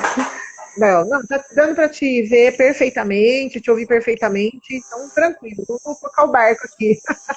Bom, continuando, sabe o que eu queria ver com você? Como a gente está falando dos mitos, das coisas que são disseminadas aí na TV e nos veículos de comunicação, e até mesmo por pessoas que têm referência, que têm embasamento, mas acabam emitindo opiniões, né, de escolhas pessoais, influenciando pessoas e criando mitos. Tem uma coisa assim que eu acho bem importante que você trouxesse, explicasse para nós, com a propriedade científica que você domina, e que eu vi que você já gravou um vídeo a respeito, falando sobre a questão do modismo dos alimentos orgânicos, como única opção de alimento saudável. A gente vê hoje aí, né, muitos influenciadores na linha de lifestyle trazendo essa informação para milhões de pessoas que seguem essas pessoas. Porque a pessoa estava sempre na churrascaria, em restaurante japonês, e de repente só come alface, só come mandioca, só come castanha. E sempre colocou orgânico lá, né? E tem que ser orgânico e tudo mais. Eveline, nos ajude a levar, a esclarecer essa situação aí para o pessoal. O orgânico é o único alimento confiável? Não podemos afirmar isso. O que acontece, né? Um grande mito hoje, como a gente falou na outra etapa da live, é sobre o resíduo de agrotóxicos, né, em alimento. Então todo mundo acha que todos os alimentos estão contaminados, né? E não é bem assim, né? Tem uma avaliação aí feita, a Anvisa, junto com o Ministério da Agricultura, monitoram resíduos de agrotóxicos em alimentos. E hoje, só 2,3% dos alimentos do Brasil, esse dado da PARA, né, Programa de Avaliação de Resíduos de Agrotóxicos, só 2,3% dos alimentos encontrados no Brasil apresentam um risco agudo. Então, existe o risco agudo, existe, mas só 2,3% desses alimentos têm esse risco. O que acontece? Como são feitas essas avaliações? Vamos para o mercado, pegam um alimento do jeito que está, no Brasil inteiro, e fazem essas análises laboratoriais. Eles põem com casca tudo, caldo, tudo, se for maçã, vai o cabinho junto, vai tudo, e fazem essa análise desses alimentos. Aí as empresas têm que estar certificadas para ter certeza que a análise foi feita corretamente. A gente escuta muito falar, né, que só o orgânico não tem resíduo de agrotóxico. Isso é mentira, né? Então, assim, hoje, cada vez mais o produtor ele é orientado, né, sobre como aplicar os defensivos e não deixar resíduo. A gente tem todo esse monitoramento aí por parte da Anvisa e do Ministério da Agricultura. E hoje também tem um aspecto que chama limite... Tem um negócio que chama limite máximo de resíduo, que pode ser que tenha algum resíduo, mas só se você comer, por exemplo, 1 tonelada de abacaxi no mesmo dia, você vai ter algum problema, entendeu? Ou se você comer 10 quilos de maçã no mesmo dia, você vai ter um problema. Por quê? Porque os limites são muito baixos, né? As pesquisas são feitas em animais, né, em cobaias, e tem pesquisas de carcinogenicidade, tudo é avaliado no desenvolvimento do produto e depois que o produto foi desenvolvido, essas pesquisas continuam sendo desenvolvidas. Então, assim, você vê que tem um produto tem um risco, apresenta um risco em uma certa quantidade de resíduo. Essa quantidade, a gente é estabelecida como um risco mínimo, aquela quantidade que não oferece nenhum risco, né? Tem a quantidade que oferece risco, tem a quantidade que não oferece nenhum risco, e a quantidade permitida pelo Ministério, ela é tipo 1000 vezes menor que essa, que não oferece risco em animais. Então, assim, tem muitos estudos, e assim, você só vai ter um problema se você consumir realmente uma quantidade excessiva de alimentos que estejam acima do limite mínimo. Então, assim, é impossível de você ter alguma intoxicação. E a gente sempre fala que, assim, de um agrotóxico para um remédio, a diferença é só a dose. Você também pode se intoxicar com remédio. As pessoas até se matam com remédios, né? Ótimo. Então, assim, o uso de agrotóxicos hoje, né, para a gente manter a produção dos nossos alimentos e para manter a segurança alimentar mundial, vamos dizer, ela é imprescindível, né? Então, assim, hoje a gente não consegue produzir. Hoje, eu estou falando, assim, tem lavouras de orgânicos que conseguem produzir quantidades significativas quanto a lavouras com agrotóxicos. Hoje já existe isso. Também é um mito dizer que não conseguiríamos alimentar a população com orgânicos. Só que, né, isso, para a gente alimentar o mundo todo com orgânico, nós teríamos que ter uma mudança de cultura mundial. Quantos anos nós vamos levar para ter isso, entendeu? Então, assim, não dá para fazer isso de uma hora para outra. A gente tem que fazer isso, assim, mudança de cultura, não cultura de cultura, mas a cultura do cultivo, né, mundial, exato, né? é uma mudança de cultura das pessoas também, né, que estão envolvidas em agronegócio, porque elas vão ter que mudar, né, todo o sistema de produção, né. Produzir orgânico não é fácil não, gente, não é brincadeira não. Contar sobre isso. Até tem, né, eu já li a respeito, eu acredito que você também tem essa informação, que não é todo alimento orgânico, que é vendido como orgânico, que ele é classificado legalmente como orgânico, né? Então não é porque a pessoa está indo no supermercado, ou na vendinha do bairro, ou em alguma, sei lá, na feira, né? Qualquer lugar.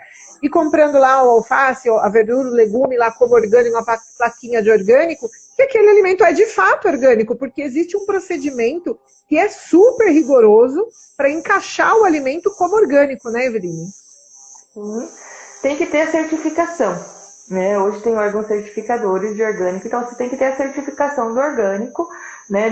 Você tem que identificar isso na embalagem, e se você for comprar isso numa feira livre, para ter certeza que é orgânico, porque tem muita gente em feira livre que vende como orgânico, né? E o marketing ali é muito bom, porque a pessoa acha que está comprando direto do produtor, e às vezes o cara nem tem, né, roça, nem tem fazenda, mas fala direto do produtor orgânico, e aquilo atrai um monte de gente, né? E quando você for comprar, para ter certeza que é orgânico, você tem que pedir o certificado, porque o produtor tem que ter um certificado, né? As secretarias da agricultura emitem um certificado de produção de orgânico, então ele tem que ter, né? Então, para ter certeza, pede pro cara, dono da banca, fala assim, deixa eu ver, né, o seu certificado aí, que isso realmente é orgânico, né? Então, assim, tem muita gente enganada por aí, gente que compra no Ceasa e revende como orgânico, porque essas feiras livres, elas têm essa pegada, né, de vender direto do produtor e tal. Tem muita gente que compra no Ceasa produto normal e inflaciona o preço aí achando que é orgânico. Exatamente. Olha, tem um comentário da Fabiana aqui, ela colocou para nós assim, até mesmo a mudança dos consumidores, uma vez que os orgânicos não possuem a mesma característica visual dos outros alimentos. Verdade, eu já observei isso, inclusive, a Fabiana colocou muito bem colocado essa questão de alimentos sendo vendidos como orgânicos, mas assim, uma baita de uma cenoura, uma baita de uma abobrinha, que se você olhar, você fala, opa, não é orgânico, isso aí é estranho esse orgânico, né? Porque realmente, ela até colocou aqui stories, né? Tem uma pergunta, que é uma pergunta, não foi a Fabiana, foi a Maria. Marisa, por que a cenoura e as beterrabas orgânicas são menores que as naturais? Você sabe esclarecer isso para nós, Eveline? Olha, eu não sou agrônoma, né? Mas eu tenho uma ideia aqui. Porque assim, quando a gente está utilizando os defensivos, né, vamos dizer, a gente está dando a melhor condição ali, talvez de zero competição, zero, enfim, isso aqui eu estou falando que eu acho, essa é a minha opinião, tá? Isso aqui não é baseado em fatos científicos, vou deixar bem claro. Eu acho que pode ser. Eu acho que esclarecer para nós, né? Então é compreensível. Eu acho que pode ser isso. E uma coisa dos orgânicos também é que eles não podem usar transgênicos, né? Que esse é um mito gigantesco também do agronegócio. Ótimo. Até agora, eu não consigo entender muito porque o orgânico não usa transgênico. Mas, enfim, isso aqui é uma dúvida, é uma loucura minha. Mas, enfim. O que é o transgênico, né? É quando você pega um alimento, né? Um gene de uma soja, um gene de um milho, um gene de uma beterraba, um gene de um tomate, e insere um novo gene naquele DNA, né? E aí aquilo é um organismo geneticamente modificado, esse gene pode ser de um outro vegetal ou até de uma bactéria, ok? É muito comum a gente pegarem genes de bactérias e inserirem nos vegetais para tornar eles resistentes a herbicidas, fungicidas, e isso facilitar o manejo, né? Por que o transgênico é ruim? Essa é a minha pergunta de sempre. Por que o transgênico é ruim? Não tem motivo dele ser ruim, na minha opinião. Só que eu fui procurar nas referências científicas o porquê, né? As pessoas têm preconceito com os transgênicos porque acreditam que eles sejam modificados geneticamente, que isso traga algum prejuízo para a saúde humana, né? Mas isso não existe nenhum problema com isso, porque a modificação dos genes trata de DNA, né? DNA é proteína, vamos dizer, nucleotídeos, proteínas, e vão ser digeridos no nosso corpo normalmente, né? Algumas proteínas podem causar alergia, e já aconteceu o desenvolvimento de um transgênico com um gene uma castanha, alguma coisa assim, que tornou-se alergênico. O que aconteceu? Pararam o desenvolvimento, falaram, não, esse produto não vai dar certo, entendeu? E pararam. Então, assim, as pessoas as pesquisas têm possibilidade de identificar isso. E com o uso de transgênicos, você torna as plantas mais resistentes. E isso faz com que você diminua o uso de defensivos. E isso é bom para o meio ambiente. Só que as pessoas não veem por esse lado. Só veem que os transgênicos são ruins e fazem mal para a saúde. Então, assim, se você produz orgânicos, então você talvez tenha uma menor beterraba, uma menor cenoura, porque talvez ela também não seja melhorada geneticamente. Entrou uma mensagem aqui. Não tenha sido melhorada geneticamente ou não é transgênica, porque a transgenia e o melhoramento genético, eles também vieram para melhorar o aspecto dos alimentos. Porque a gente, quando vai no mercado, a gente gosta de escolher aquele tomate lisinho, bonitinho, que dura mais na geladeira, né? A gente gosta de escolher uma cenoura perfeitinha, maior, mais bonita, né? Então, assim, essas coisas vieram porque a gente demandou, né? O consumidor gosta disso. Então, assim, tem muita coisa envolvida, né? É até engraçado e é antagônico, né? A pessoa, ela quer um alimento saudável, ela quer um alimento orgânico, ela quer um alimento que não seja transgênico, ela quer um alimento natural, ela quer um alimento lindo. Ela vai no mercado e ela quer um alimento lindo. Lindo, lisinho. Isso. Até engraçado, esses dias eu estava no mercado, passei no mercado com meu marido, e aí tem um casal escolhendo tomate, e o cara estava muito bravo, porque os tomates eles estavam com um aspecto meio de passado, alguns estavam muito pequenos. Ele, tem que jogar esse tomate fora, porque esses tomates estão tudo feio. Isso me chamou a atenção. Eu falei, nossa, como as pessoas são extremamente exigentes. Para mim, o tomate estava perfeito, estava maduro, no ponto certo, não interessa que era um pouco menor, né? Você pega um menor, outro maior e pronto, né? E agora o cara não, ele estava bravo porque o supermercado colocou uns tomates tudo miscigenados lá, uns tomates grandes, outros menores, uns bem maduros, já quase passando ponto de molho, e outros tomates verdes, e ele ficou muito bravo. Eu falei, olha, a exigência do consumidor é pela perfeição, né?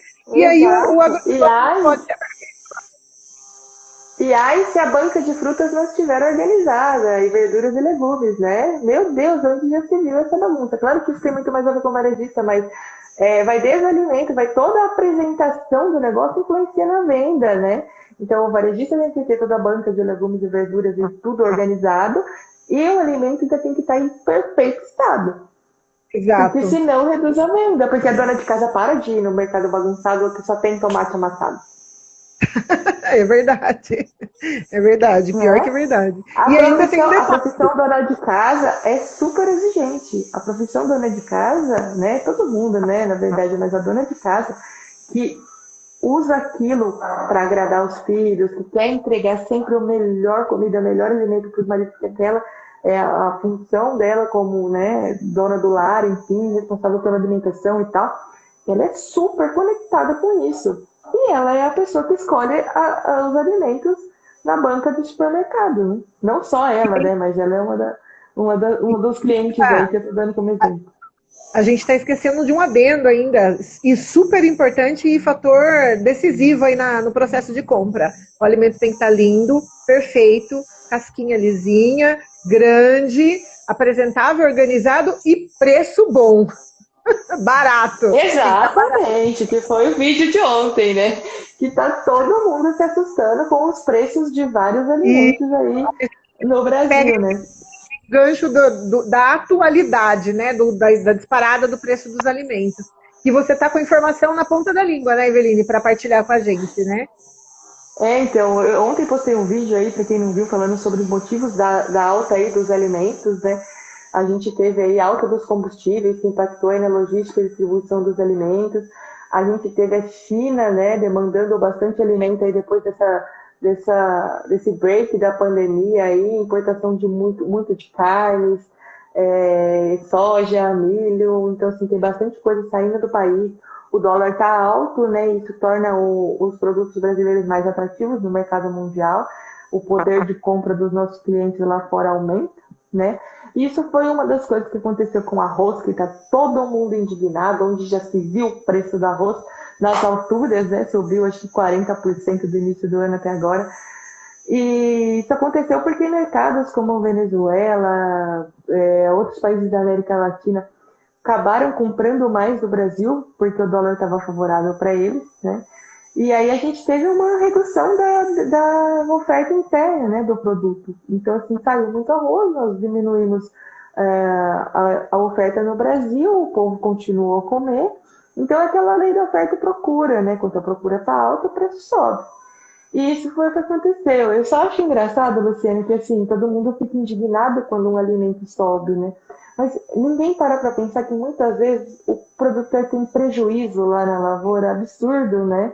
Que o custo de produção, como comentei no vídeo, também aumentou com o aumento do dólar, né? E nem sempre o produtor consegue repassar esse custo. Por exemplo, milho e soja são negociados em dólar, são commodities, né? O preço do dólar afeta muito o preço do milho e o preço da soja.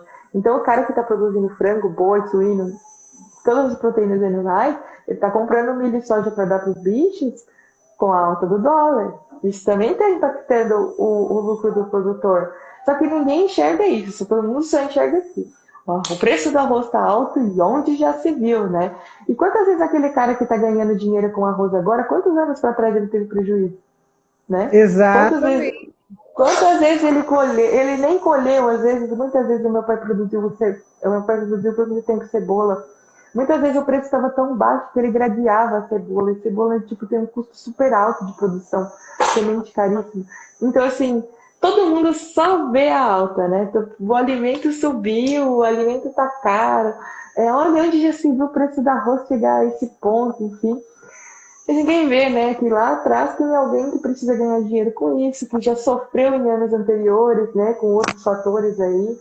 E aí, pelo que eu entendi, aí, algumas notícias de alguns jornais aí que considerados relevantes cessaram o imposto de importação de arroz, né? A ideia era fazer isso, não sei se realmente aconteceu. E aí os produtores estão muito bravos, né? Porque assim, tá na hora da gente ganhar dinheiro e vocês vão querer jogar produto no mercado interno. Como assim, né? Então, assim, tem os dois lados da moeda, né? Quem não quer ganhar dinheiro? É um assunto complexo, né, Eveline? Não é tão simples assim entender e nem explicar.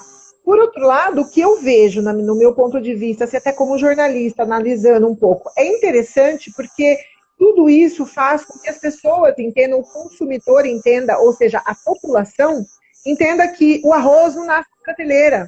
Tem todo um procedimento, sabe? O leite não vem da caixinha.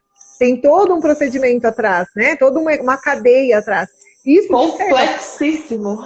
Complexíssima. Não é fácil explicar, não é fácil entender, mas ajuda até a esclarecer essa questão do mito de que o leite não vem da caixinha, vem da vaca que está lá no pasto, que tem um custo para aquele produtor, aquela vaca precisa comer, tem um custo essa comida, e tudo isso precisa ser repassado.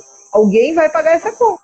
Mas todo mundo tem que ganhar um pouquinho, porque todo mundo tem que sobreviver. Ele também tem que comprar arroz, né, para a mesa dele, para a refeição dele. Então acaba se tornando um ciclo que facilita para que as pessoas... É uma coisa ruim, né, subir o preço da comida, ruim principalmente porque a gente está passando por um momento de pandemia, que tem muita gente desempregada, muita gente com necessidade básica de alimento em casa.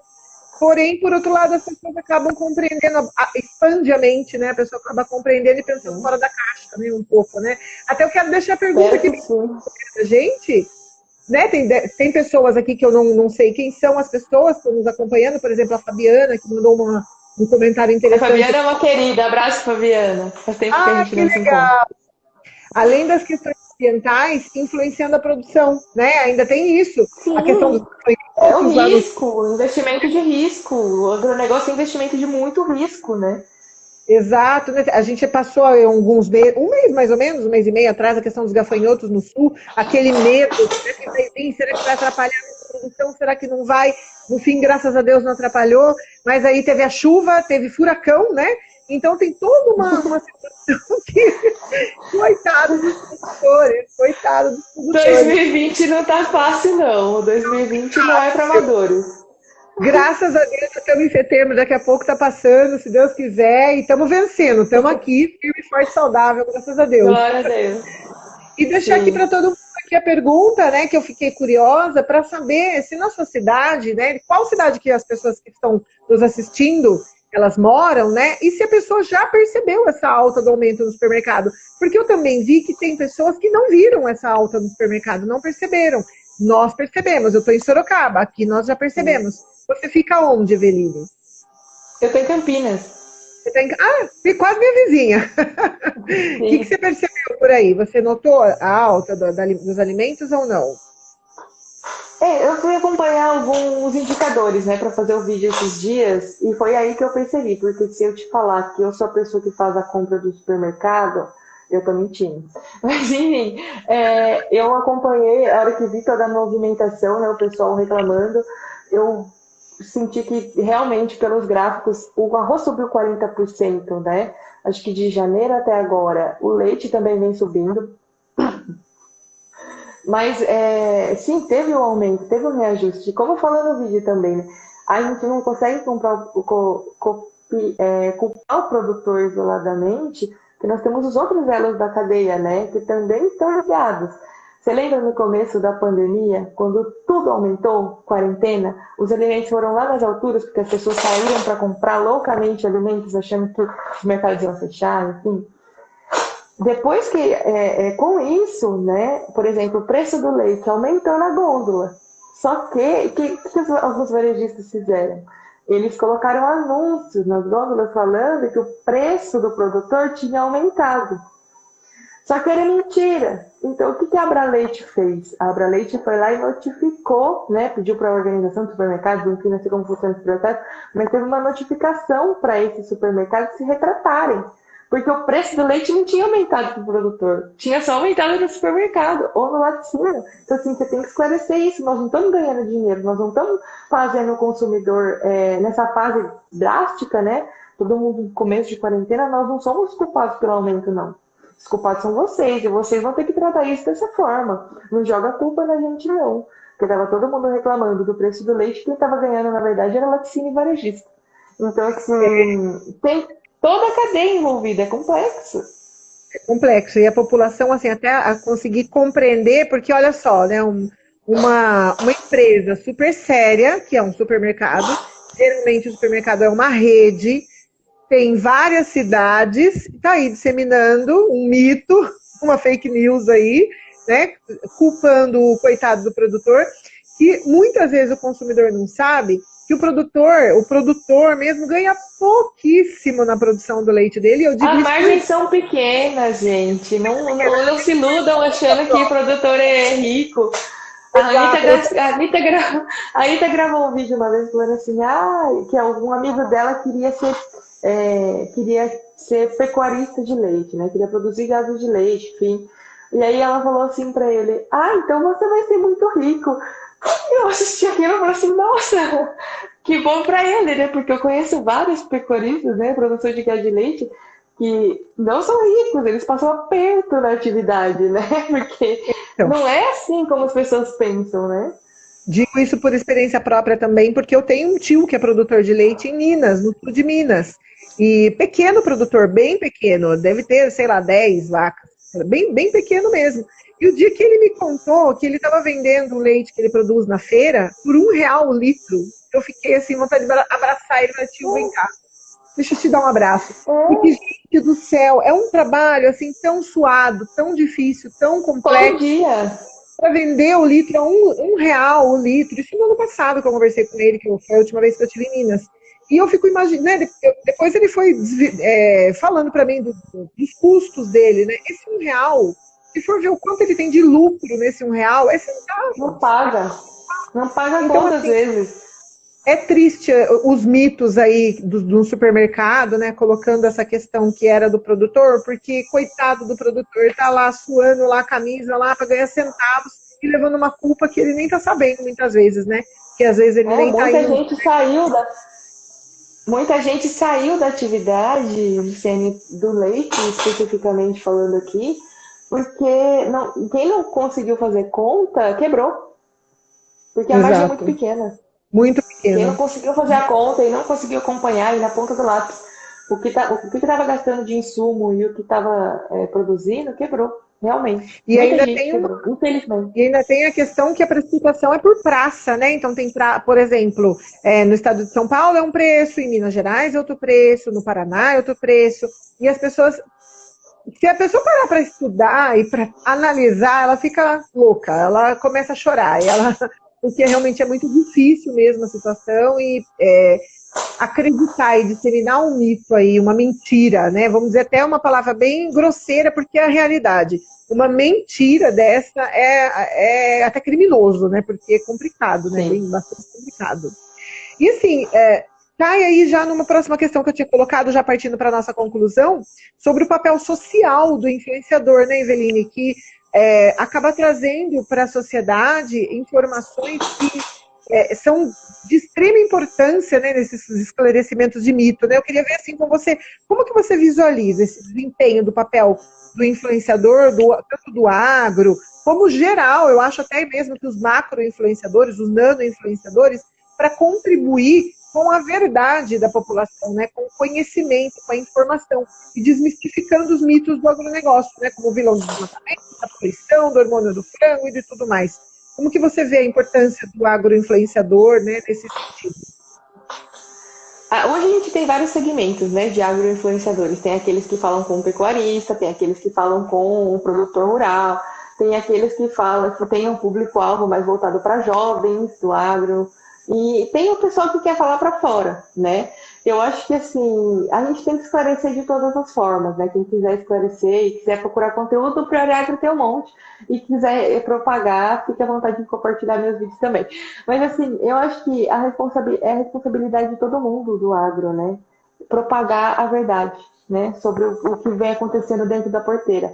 E que não é realmente o que acontece, o que é imaginado lá fora. Então, assim, fica o convite aí para quem quiser trocar ideia, enfim, e quiser compartilhar esse tipo de conteúdo, porque, assim, acho que é o que a gente precisa, né? E eu escuto isso desde 2004, quando entrei na faculdade, que o agro se comunica muito bem dentro do agro e se comunica mal para fora do agro.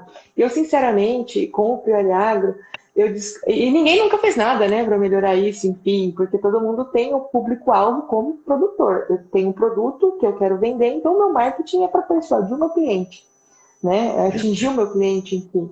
E é uma dificuldade que eu tenho como influenciadora, porque o meu público-alvo não é pessoas do agro, são consumidores.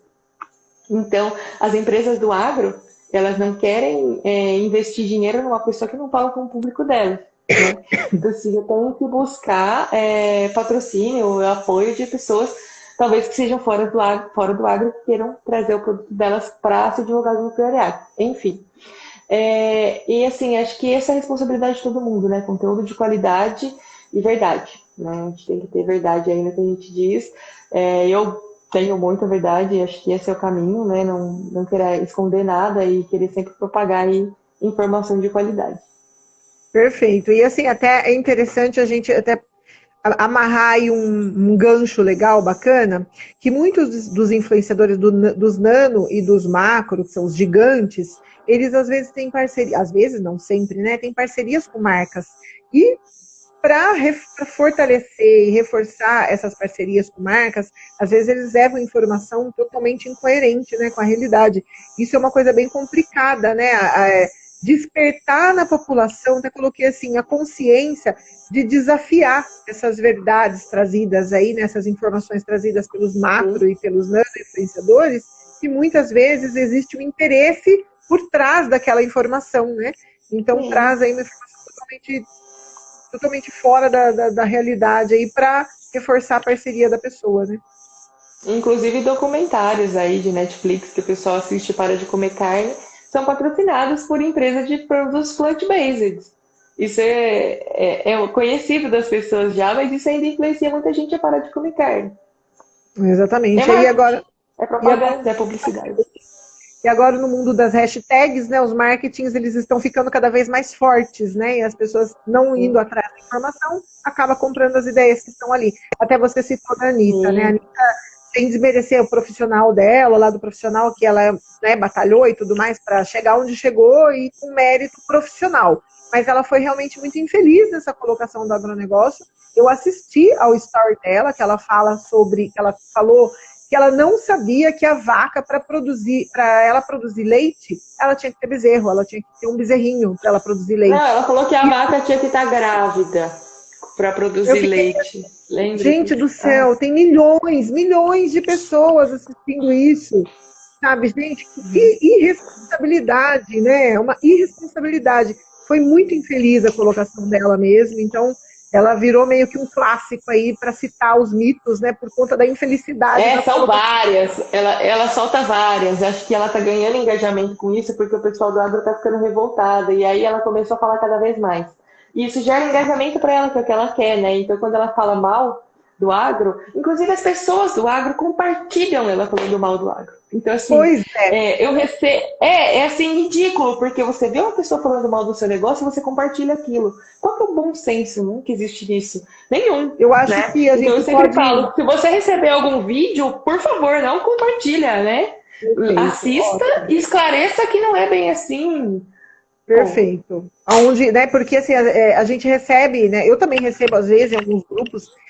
Por exemplo, participo de grupo de pessoas que são super engajadas no bem-estar animal, que é um grupo que eu sigo, uma linha também que eu tenho nessa linha do bem-estar animal relacionado aos cavalos. E aí, alguém vem do nada e compartilha um vídeo de maus tratos. Gente, o vídeo é horrível. Não é uma coisa que deva ser, mas sim denunciada. Então, se você viu algo que te revoltou, não vai lá no Facebook e compartilha o que te revolta. Denuncia o que te revolta. E denunciar não é compartilhar.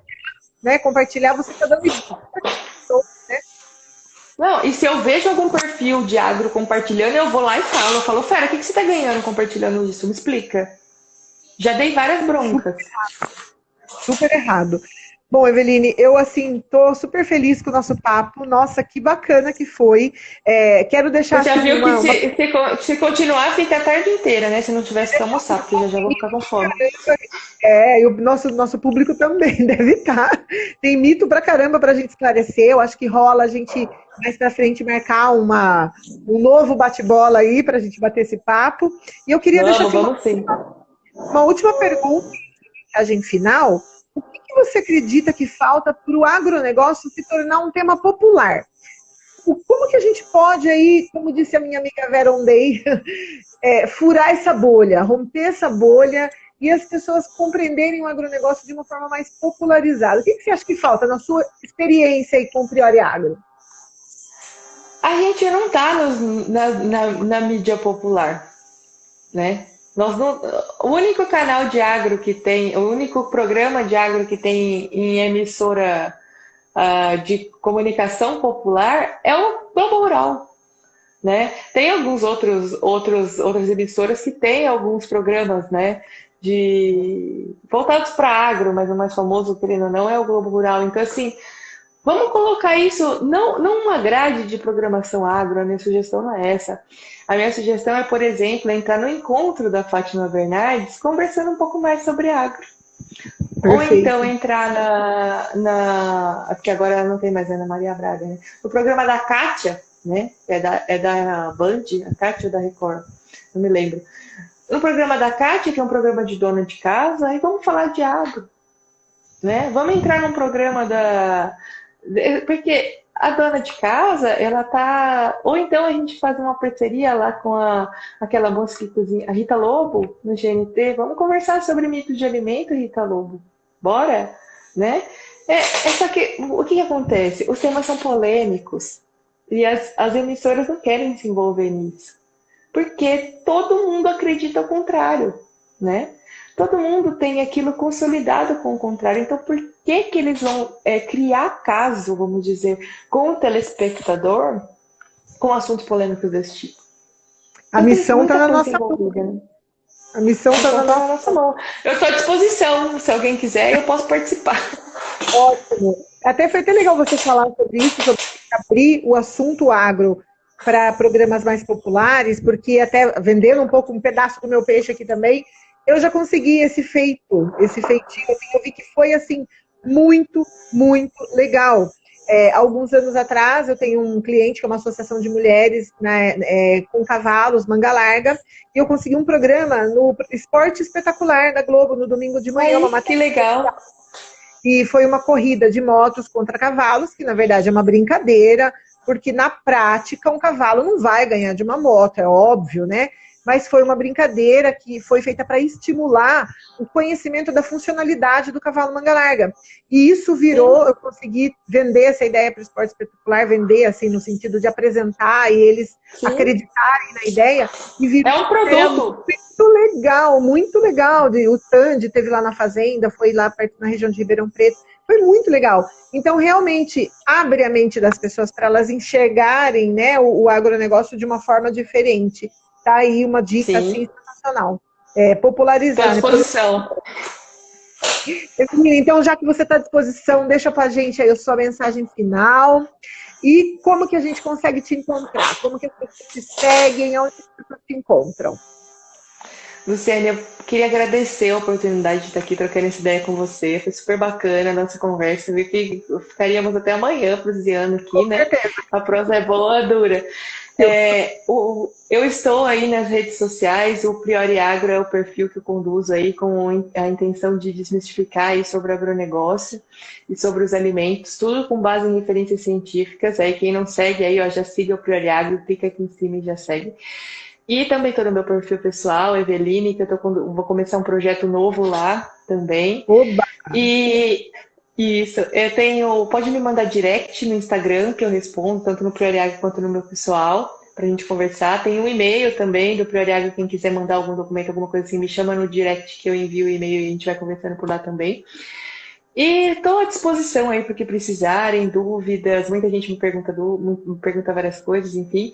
E estou à disposição aí para o que vocês precisarem. Luciane, vamos aí fazer parceria para fazer mais coisas juntos. Vamos sim, se Deus quiser. Eu também agradeço super a sua disponibilidade aqui com a gente, nesse bate-papo que foi muito legal. Com certeza, se a gente não tivesse uma limitação de tempo, a gente ficava aqui fácil 2, 3 horas. Agora eu entendo essas super lives aí de 4 horas, porque quando o tema é bom, flui e vai fácil. E a gente vai fazer um repeteco aí mais pra frente, se Deus quiser, e vamos dar andamento aí nesse vídeo infinito pra caramba para esclarecer, e papo muito bom pra frente. Obrigada, viu, Eveline? Show. Eu que agradeço, Luciane. Para você também. Um super beijo. Show. Bom descanso. Beijo. Para você também. Tchau. Tchau, tchau. E já quero aproveitar também, agradecer a todos que estão aqui conosco até o final da live. Se puder compartilhar, curtir nesse coraçãozinho, a live vai lá para a linha do tempo agora. Se vocês puderem entrar lá, deixar o seu curtir, seu comentário, colocar lá de onde vocês estão acompanhando a gente, o seu estado. E para entrar em contato comigo também, eu sou da Matriz da Comunicação, Luciene Gazeta, o meu WhatsApp é 15 9 91 12 0989.